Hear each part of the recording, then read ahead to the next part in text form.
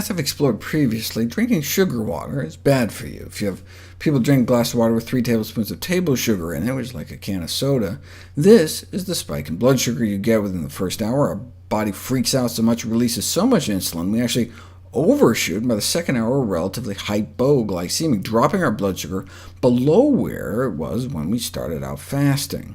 In response, our body dumps fat into our bloodstream as if we're starving because our blood sugars just drop so low.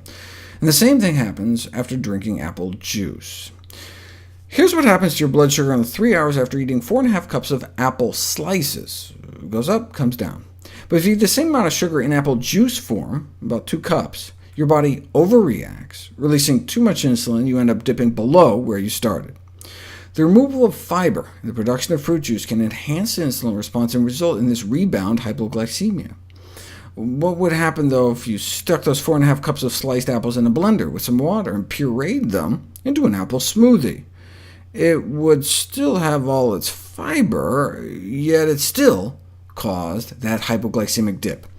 The rebound fall in blood sugars, which occurred during the second and third hours after juice and puree, was in striking contrast to the practically steady level after apples. This finding not only indicates how important the presence of fiber is, but also perhaps whether or not the fiber is physically disrupted, like in the blender. Let's play devil's advocate, though. Eating 4.5 cups of apples took 17 minutes, but to drink 4.5 cups of apples in smoothie form only took about 6 minutes, and you can down 2 cups of juice in like 90 seconds.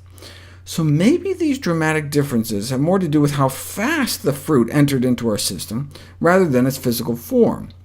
If it's just the speed, we could instead sip a smoothie over 17 minutes, it would be the same, right? So they put it to the test. Fast juice was drinking it in 90 seconds, but what if you instead sipped the juice over 17 minutes? Same problem. So it wasn't the speed, it was the lack of fiber. What if you disrupt that fiber with blending, but sip it as slowly as the whole apple eating? A little better, but not as good as just eating the apple. So eating apples is better than drinking apple smoothies.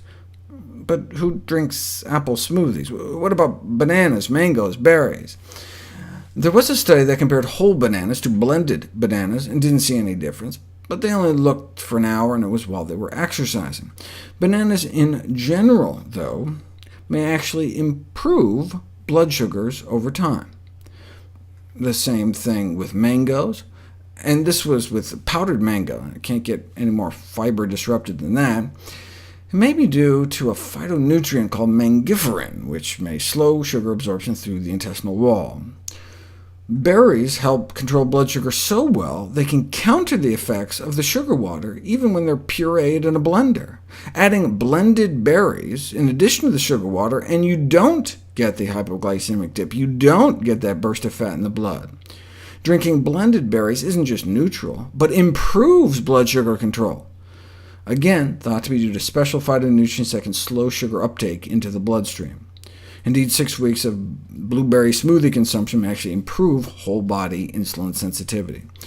So while apple smoothies may be questionable, a recipe like Mayo's basic green smoothie recipe, packed with berries and greens, would be expected to deliver the best of both worlds, maximum nutrient absorption without risking overly rapid sugar absorption.